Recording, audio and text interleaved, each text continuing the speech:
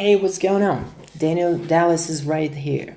Alright, so today I want to clarify a very significant topic in every GCSE exam papers. So percentage basics. Today we're gonna go through the core of percentage and try to understand how percentage can be calculated and what it is. Alright? So first of all, I want to give you understand what percentage is.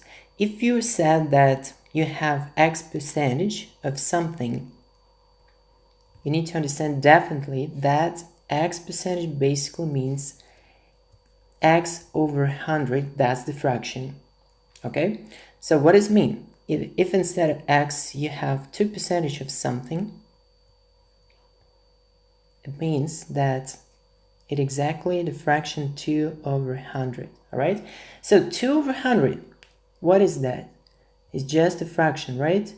You just divide in 2 by 100, mentally, of course, no calculator used, and you got decimal.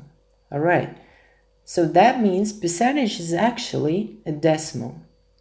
In order to calculate something, you're never cope with percentage. You actually do operation with decimals or with fractions. That's okay. So 2 over 100, that's good fraction, right? Ordinary fraction. But you can use decimals, no problem. So that's the conversion, right? So ordinary fraction and its equivalent in decimal. Okay, so first of all, that's why you need to understand how to convert fraction into decimal. Let's do it quick. So in order to convert some fraction, A over B, into decimal, you need to make your denominator to be 10 or 100 or 1000 and so on. For example, let's have like simple fraction 1 over 4. How would you get the nearest? Let's say 10, it's problematic, but 100 is good number here. How to get from 4 into 100? Of course, you need to multiply by 25, right? The bottom part. But because you don't want to have your fraction changed, you also need to multiply the top one, all right? Why is that? Because multiplying by 25 or 25 doesn't have influence on your fraction, because basically those two numbers will be cancelled. All right, so that's why if you multiply the top one, you simply will have 25 over 100. Now it's decimal, right? And actually, it turns out to be 0.25. Okay, so I hope you understand. Just simply to convert fraction, ordinary fraction into decimal, you need to get something in denominator look like 10 or 100 or thousands and so on. So, all right, let's do, for example, from 1 over 8. So 1 over 8 is a bit more tricky because you can like figure out quickly this number. So the best way is to use calculator, just using calculator, or if you assign to do it mentally on papers without calculator, okay, what do you need to do?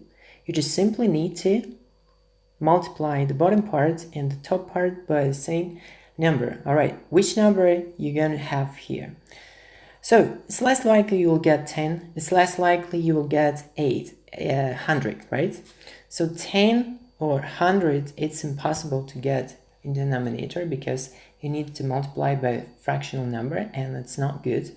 So that's why it's better to have 1000 in denominator. How to arrive from 8 to 1000? So you need to have a specific number, so that you multiply by 8, you'll get 1000. So the first idea is to have 100, because if you multiply by 100, right, you'll get somewhere around, looks like 800. But there is also 200 left in order to have 1000. So which number actually you need to multiply in order to get 200? So you multiply 100 by 8 and you'll get 800. So the rest part here. So obviously if you multiply by 100, you also need to add something So that multiplied by 8, you'll get 200. So the nearest number, let's see, how much is that? I guess it's 25, because 25 by 8, you'll exactly have just by 4 and by 2. So first by 4 is 100, and by 2 you'll get 200. All right, so 125, that's the result. Of course, it's less likely we'll do it mentally, but I just showed for advanced students who can do that. So for others, just use calculator and you'll arrive. You'll easily convert. All right, so we have 125 over 1000. So divide by 1000 means basically you transfer decimal points 3 times because of 3 zeros, right? 1, 2, 3. All right, you will have all 125. So that's decimal. Okay, but we started from percentage, right? As having the fraction x over 100, right? So, and we understand that actually it's decimal. All right, in order to calculate percentage of something, because I always use the word of something, it basically means that percentage is always calculated as a part of something, all right? So what does it mean? For example, just remember how we define fraction. So fraction is a part of the whole, right? For example, if we have a pizza and we divide it just simply in 4 quarters. So, and we want to understand how much this quarter out of the whole, because all those quarters should have equal mass, okay? Or, I don't know, equal areas. So we know that as a fraction, it's 1 over 4. But if we want to calculate what percentage this, let's say, this piece of pizza in comparison with the whole part, we just simply need to convert 1 over 4 into percentage, right? So into percentage, we need to get, first of all, decimal is better, right? Before doing percentage, so let's convert to decimal. So we multiply by 25, so we'll have 25 100, or 25. And now, because the difference is that percentage is just x over 100. In order to get percentage, we just need to multiply by 100, all right? In order to get percentage.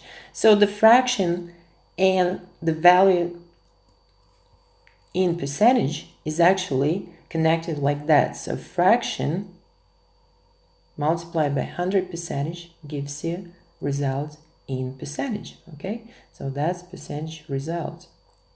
Okay, so in our case, 100 by 0.25 will get 25 percentage, all right? So I hope you understand how it works. So let's do a simple task. For example, let's say instead of like 1 over 4, we have a pizza and we have the mass, the total mass. So let's say total mass of pizza is 1000 grams, all right? So we have a piece of pizza that weighs, let's say, 250 grams. Pretty nice steak. All right, so in order to calculate how much percentage is part of pizza, we need simply to do what? We need simply to calculate the fraction, right? Before there was just one part out of 4. Here, 250 grams out of the total mass, right? 1000 grams. And result, you need to multiply by 100, all right? Because you want to express your result as a percentage, right? So in this case, you'll get the following. So 100 and 2 zeros will be cancelled, and 1 0 will be cancelled with that one. So we'll get basically 25 percentage. But first of all, and pay attention to what I did first. I calculated as the fraction. So one more time, in order to have the fraction, you need to simply divide your mass, your given mass, by the total mass, all right? That's how you calculated the part or share. So this is the share. And then if you want to express the share as a percentage, you simply need to multiply by 100%, all right? So we get the result. If you want to do the way back, for example, you have the result 25% and you want to convert in the share, you just simply need to do what? Just divide by 100. So if you want to convert this result in, from percentage into the share, you just simply need to divide by 100%. You see, percentage will be cancelled, so it's the units, right? And you'll get 25 of 100, 0.25, right? So 0.25, that will be result as the fraction. Okay, so that's the typical application of percentage to calculate the part, right, of something whole. So for example, there might be like weird task, like you have a whole pizza. So let's say you have, so this is as the whole, right, as the whole part. If you want to calculate percentage of the following, so you have one whole pizza and let's say a quarter. So a quarter. So how much percentage this out of just one whole? So this expressed as a percentage out of one whole pizza. So simply, again, what do you need to do? First, you need to find the fraction, all right, before operate with percentage. So first of all, find the fraction. So you have, let's say, one whole part and 1/4. So you can say as just number and fraction, you'll write like that. So on the top, you'll have this. So actually, this sort of like mass, right? But of course, this mass is going to be bigger than just the mass of one pizza only. We consider in parts, so we calculate instead of mass, we just calculate how many parts, right? So we have one whole and 1/4, and we calculate, so we divide by 1 part, all right? So if we divide that, we'll have just 1 and 1/4, or as decimal, it's going to be 1.25. So that's the fraction. If we want to calculate as a percentage, we need to multiply this result by percentage, right? By 100%. So we will get 125%. And that's the true, right? Because you have the whole part is 100 and 1/4, that's 25%. So 1/4 or quarter is basically 25%. So in total, you will have 125. But normally, your part should be less than one whole, okay? That's like regular normal task. All right, so I think that's enough, and just let's go straight away to problems. All right, so the first problem here is you need to do the following. So Thomas, the first task here, so Thomas reduced his weight from 2, all right? What was his percentage weight loss? Okay, so first of all, in order to cope with this sort of task, first of all, you need to calculate change in your weight, right? Because this sort of task dedicated to changes. And first of all, you want to see, in order to find weight loss as percentage, so first of all, you need to find change in his weight, right? So let's put delta, that means change. And change of any value is always, so keep in mind, it's always final value minus initial value, all right? So in your case, initial weight was 85.4 kg. So the final weight is W2, 78.7 kg. So the difference, of course, because he lost the weight, the difference is going to be negative, all right? So let's calculate 78.7 minus 85.4. So I'll just use calculator. I don't want to just do mentally. For some like advanced students, he or she might use calculator. Okay, so let's calculate 85.4 minus 78.7. All right, 6.7 with negative sign, so it's negative number. 6.7 kg. that we have change in weight. All right, in order to calculate percentage loss, you're not clearly stated out of which value you need to take, because you always heard that percentage, and I wrote here percentage as something, right? As a part of something. So out of something.